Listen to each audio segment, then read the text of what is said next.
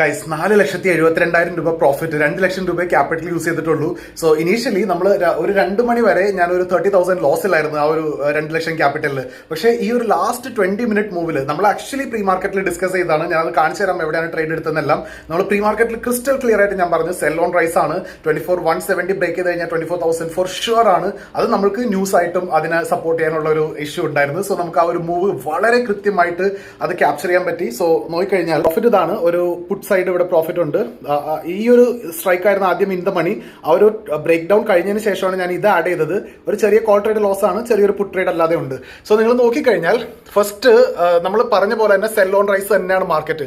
എങ്ങനെ അപ്സൈഡ് പോയാലും cell on rice. പക്ഷേ പ്രീമിയം മൂവ് ചെയ്യുന്നില്ലായിരുന്നു. കാരണം ആ ഒരു ഫസ്റ്റ് ക്യാൻഡലിന്റെ അതേ റേഞ്ചിൽ തന്നെയായിരുന്നു ഇത്രയും നേരം നിന്നുകൊണ്ടിരുന്നത്.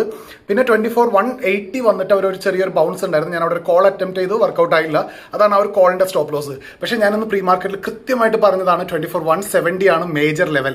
ആ ഒരു 170 ബ്രേക്ക് ചെയ്ത് കഴിഞ്ഞാൽ നമുക്ക് 24,000 ആണ്. സോ നിങ്ങൾ നോക്കിക്കഴിഞ്ഞാൽ ഞാൻ ഈ ഒരു ലെവൽ ബ്രേക്ക് ചെയ്ത് കഴിഞ്ഞപ്പോൾ ഈ ഒരു 24,170 തുടങ്ങി ഈ ഒരു 24,000 ഈ ഒരു 4 ക്യാൻഡിലാണ് നമ്മൾ ക്യാപ്ചർ ചെയ്തത് ഓൺ ദ ഡൗൺ സൈഡ്. ആ സമയത്ത് തന്നെ ഓൾറെഡി ട്രംപിന്റെ സ്റ്റേറ്റ്മെന്റ് വന്നിട്ടുണ്ടായിരുന്നു. അതുപോലെ തന്നെ നിങ്ങൾ നോക്കിയപ്പോഴും ലൈവ് ട്രേഡിംഗ് സെഷൻ ഇപ്പോൾ പോയിക്കൊണ്ടിരിക്കുകയാണ്. ഞാൻ ജസ്റ്റ് മ്യൂട്ട് ആക്കിയിട്ട് അത് പറയുന്നതാണ്. സോ ഈ ഒരു ലെവലിലാണ് ഞാൻ ആ എൻട്രി എടുത്തത്. 432 ഈ ഒരു സൈഡിലാണ് ക്യാപ്ചർ ചെയ്തത്. അത് ഓൾമോസ്റ്റ് ഞാൻ 4 ക്യാൻഡിൽ എത്തി. ഇവിടെ എത്തിയപ്പോഴാണ് ഞാൻ ഒരു സ്ട്രൈക്ക് എക്സിറ്റ് ചെയ്തത്. മറ്റേതും അതുപോലെ തന്നെയാണ്. സോ ഈസി ആയിരുന്നു. നല്ലൊരു ഓപ്പർച്യൂണിറ്റിയാണ് നമുക്കിന്ന് കിട്ടിയത് ട്രേഡ് ചെയ്യാനായിട്ട്.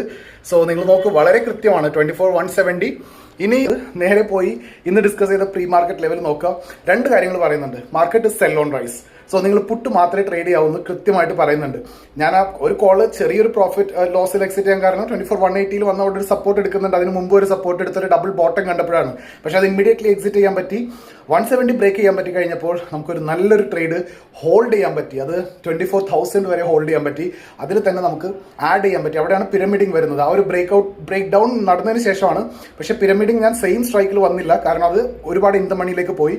ഞാൻ പ്രീവിയസ് സ്ട്രൈക്കിലേക്ക് എടുത്തു. അത് കുറച്ചും കൂടി ബെറ്റർ ആയിരുന്നു. കുറച്ചും കൂടി എക്സ്പെൻസീവ് അല്ലായിരുന്നു compared to the first one. So രണ്ടും ഒരുമിച്ചാണ് ഹോൾഡ് ചെയ്തുകൊണ്ടിരുന്നത്. 24,000 അടുത്തെത്തി കഴിഞ്ഞപ്പോൾ ഒരെണ്ണം എക്സിറ്റ് ചെയ്തു. 24,000 എത്തി കഴിഞ്ഞപ്പോൾ 2 എക്സിറ്റ് ചെയ്തു. അതാണെന്ന് സംഭവിച്ചത്. സോ 2 ലക്ഷം പ്രോഫിറ്റ് ക്യാപിറ്റലേ ഉള്ളൂ. 4,75,000 രൂപ പ്രോഫിറ്റ് ഉണ്ട്.